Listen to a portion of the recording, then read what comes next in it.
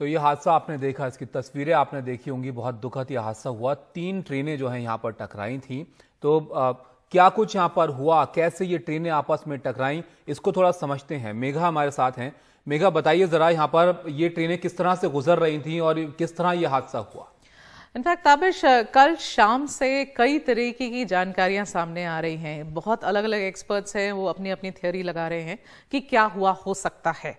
इसलिए आज रेलवे के कुछ आला अधिकारी, उन्होंने उनकी जो प्रारंभिक जांच हो रही है, उस जांच के बेसिस पर जो उन्हें समझ में आ रहा है, उनके हिसाब से उन्होंने कुछ जानकारियां साझा करी और उस जानकारी के बेसिस पर हमने एक छोटी सी एनिमेशन बनाई है जिससे आपको ये समझाया जाए कि हुआ क्या। अब आप यहाँ देखिए, ये कोरोमंडल एक्सप्रेस अपनी पूरी स्पीड 125 किलोमीटर प्रति घंटे के स्पीड से दौड़ रही है।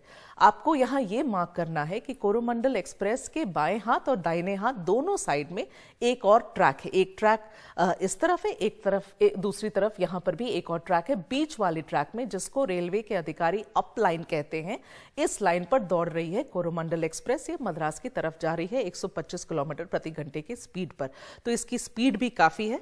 रेलवे के अधिकारी ये बता रहे हैं कि हरी जो झंडी, इनको हरी सिग्नल जो थी वो दे दी गई थी इस एरिया में, और इसलिए ये अपनी फुल स्पीड पे चल रही है। अब आगे जब ये ट्रेन चलती है, हम इसे चला सकते हैं, तो आप देखिए इस तरफ अब हम रुकेंगे। यहाँ पर आप देखेंगे कि on the right hand side, यहाँ पर दाहिने साइड पर हावड़ा एक्सप्रेस है। ये हावड़ा एक्सप्रेस जो है वो हावड़ा की तरफ जा रही है। ये भी ट्रेन अपनी फुल स्पीड पे चल रही है। अब ये एनिमेशन आगे बढ़ता है अभी, तो आप देखेंगे किस तरीके से एक दूसरे को क्रॉस कर रही है। बस यहां रुकना है। एक दूसरे को ये ट्रेन क्रॉस कर रही है। आप देख रहे हैं एक ही समय पे ये दोनों ट्रेन एक दूसरे के बगल से निकल रही है। इसीलिए जब ये सवाल कल उठाए जा रहे थे कि क्यों हावड़ा एक्सप्रेस को नहीं रोका गया टकराने से, क्योंकि वो उसी वक्त जा रही थी, तो कोई समय ही नहीं था किसी को समझने का कि हुआ क्या। अब आगे बढ़ते हैं और आप देखिए उनके बाएं साइड में, ये बाएं साइड में यहां रुकिए, देखिए एक मालगाड़ी खड़ी है। कोरोमंडल एक्सप्रेस के बाएं साइड में ये मालगाड़ी खड़ी है और यहां पर डिरेलमेंट होता है। ये हम आगे बढ़ाएंगे इसको, एनिमेशन को। आप देखिए डिरेलमेंट होता है और रुकते हैं यहां पर। ये जो इंजन है, सामने का हिस्सा है कोरोमंडल एक्सप्रेस का इंजन, और पहली जो कुछ बोगियां हैं वो सीधे उड़कर इस जो स्टेशनरी यहां पे रुकी हुई मालगाड़ी थी उसके ऊपर गिर जाती हैं।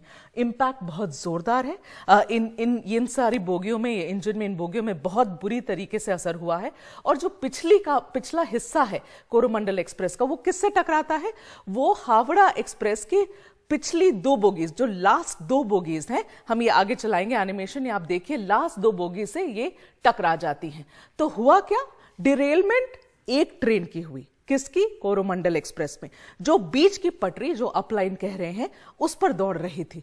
पर इंपैक्ट कैसे हुआ? इंपैक्ट में 2 और ट्रेनें उसमें इस तरीके से इन्वॉल्व हो गई, जैसे लगा कि डिरेलमेंट वहां बाकी तीनों की हो गई थी। कल शुरू में ऐसा लगा जैसे 3 ट्रेन आपस में लड़ गई हैं और शायद इसलिए ऐसा हुआ है, मगर हुआ वो नहीं। हुआ ये है कि डिरेलमेंट एक ट्रेन की हुई जो बीच की पटरी पे चल रही थी, और जो बाकी एक तरफ स्टेशनरी गुड्स ट्रेन खड़ी थी और दूसरी तरफ हावड़ा एक्सप्रेस आ रही थी। जो डिरेलमेंट कोरोमंडल की हुई, वो दोनों तरफ उनकी बोगियां उड़ी और इंपैक्ट 2 और गाड़ियों में हुआ। तो 3 ट्रेन इस तरीके से इस बड़े हादसे में इन्वॉल्व हो गई।